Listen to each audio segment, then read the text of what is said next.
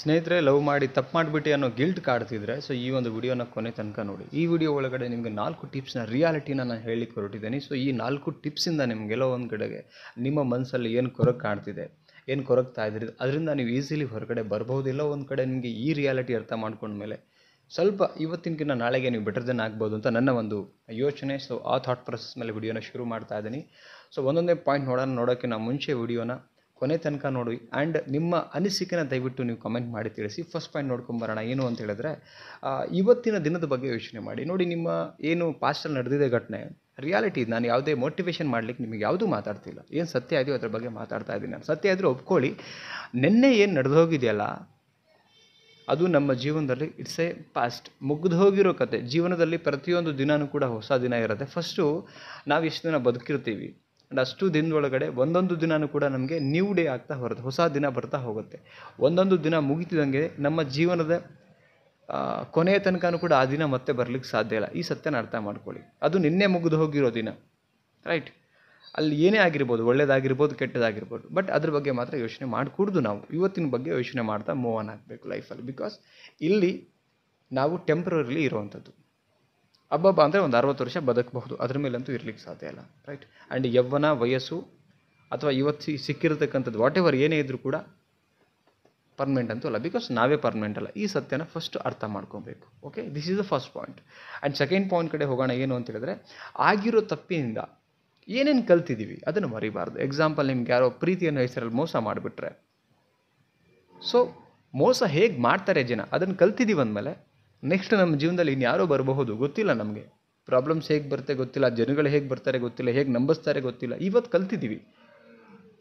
ನಾವು ಮೋಸ ಹೋಗೋದ್ರಿಂದ, ರೈಟ್, ಅಥವಾ ಫೇಲ್ಯೂರ್ ಆಗೋದ್ರಿಂದ ನಾವು ಹೊಸದನ್ನು ಕಲಿತಾ ಹೋಗ್ತೀವಿ ಲೈಫಲ್ಲಿ, ರೈಟ್? ಈಗ ನಿಮಗೆ ಜನ ಎಷ್ಟು ಚೆನ್ನಾಗಿ ನಂಬಿಸಿ ಕೈ ಕೊಡ್ತಾರೆ, ಮೋಸ ಮಾಡ್ತಾರೆ ಅಂತ ಗೊತ್ತಾಗಿದೆ. ಆವಾಗ ನಿಮಗೊಂದು ಅನುಭವ ಆದಮೇಲೆ ತಾನೇ ಆಗಿರೋದು. ಬಟ್ ಆ ಅನುಭವನ ನೀವು ಮರಿಬಾರ್ದು, ನೆನ್ಪಿಟ್ಕೊಳ್ಳಿ. ಅದರಿಂದ ನೀವು ಕಲಿಬೇಕು. ಫಸ್ಟು ಕಲಿಬೇಕು. ನೀವು ಕಲಿತಾಗ ಮಾತ್ರ ನೆಕ್ಸ್ಟ್ ಬರುವಂಥ ಸಿಚುವೇಶನ್ಗಳನ್ನು ಹ್ಯಾಂಡಲ್ ಮಾಡೋಕ್ಕೆ ಸಾಧ್ಯ.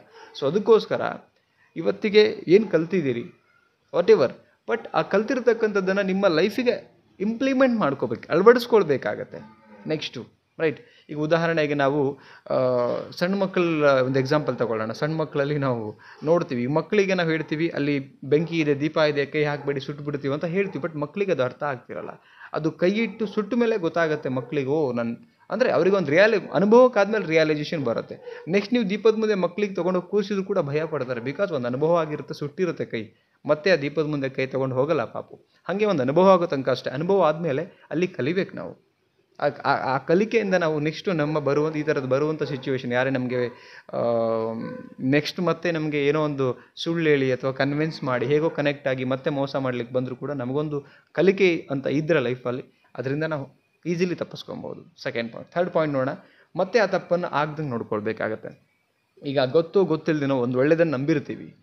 ನೆಕ್ಸ್ಟು ಕೂಡ ಯಾರೋ ನಮ್ಮನ್ನು ನಂಬ್ಸೋಕ್ಕೆ ಬರ್ತಾನಂದಮೇಲೆ ನಾವು ನಿಜವಾಗ್ಲೂ ನಿನ್ನೆ ದಿನದಿಂದ ಕಲ್ತಿದ್ದೀವಿ ಅಂತ ಹೇಳಿದ್ರೆ, ಇವತ್ತು ಮತ್ತೆ ಪುನಃ ಯಾರೋ ನಮ್ಮ ನಂಬ್ಸಕ್ಕೆ ನಮ್ಮ ಜೀವನದಲ್ಲಿ ಬಂದಿದ್ದಾರೆ ಅಂತ ಹೇಳಿದ್ರೆ ನಾವು ಮತ್ತೆ ನಂಬಲ್ಲ, ನಂಬ್ಕೂಡ್ದು. ಬಿಕಾಸ್ ನಾವು ನಿನ್ನೆ ಕಲ್ತಿದ್ದೀವಿ, ಇದೇ ಥರ ಬಂದ ಒಬ್ಬ ವ್ಯಕ್ತಿ ಅಂತ ಹೇಳ್ಬಿಟ್ಟು, ಕರೆಕ್ಟ್? ಅದಕ್ಕೇ ನಿನ್ನೆ ಮಾಡಿರ್ತಕ್ಕಂಥ ತಪ್ಪನ್ನು ಇವತ್ತು ಮಾಡಬಾರ್ದು. ನಾವು ನಿಜವಾಗ್ಲೂ ಮೋಸ ಹೋಗಿ ಕಲ್ತಿದ್ದೇ ಆಗಿದ್ದರೆ ಇವತ್ತು ಆ ತಪ್ಪನ್ನು ಮಾಡಬಾರ್ದು. ಇದನ್ನು ನಾವು ಕಲಿಬೇಕಾಗತ್ತೆ, ರೈಟ್?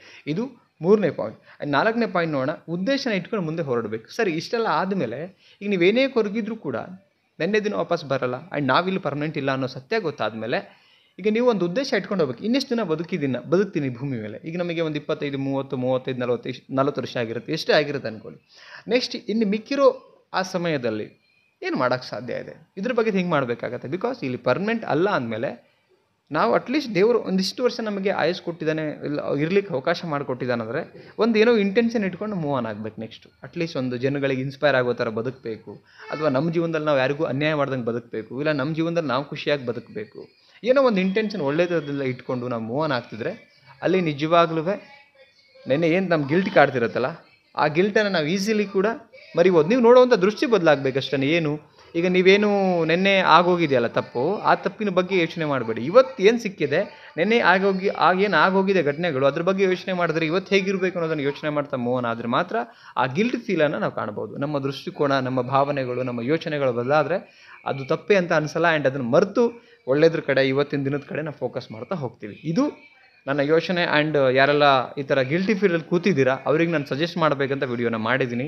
ನಿಮ್ಮ ಅನಿಸಿಕೆ ಏನು ಸ್ನೇಹಿತರೆ? ಅಲ್ಲಿ ಯಾವುದೇ ರೀತಿ ಮೋಟಿವೇಶನ್ ಸ್ಪೀಚ್ ಅಂತ ಒಂದು ಏನೋ ಸ್ಪೀಚ್ ಕೊಡ್ತೀನಿ, ಬಟ್ ರಿಯಾಲಿಟಿ ಎಲ್ಲೋ ನಾನು ಮಾತಾಡಿದಾಗ ಮೋಟಿವೇಟ್ ಅನಿಸ್ಬೋದು, ಬಟ್ ಸತ್ಯ ಅಂತ ಇದ್ದಾಗ ಅದನ್ನು ಒಪ್ಕೊಳ್ಳೇಬೇಕಾಗತ್ತೆ. ಸ್ನೇಹಿತರೆ, ನಿಮ್ಮ ಅನಿಸಿಕೆಯನ್ನು ಕಾಮೆಂಟ್ ಮಾಡಿ ತಿಳಿಸಿ.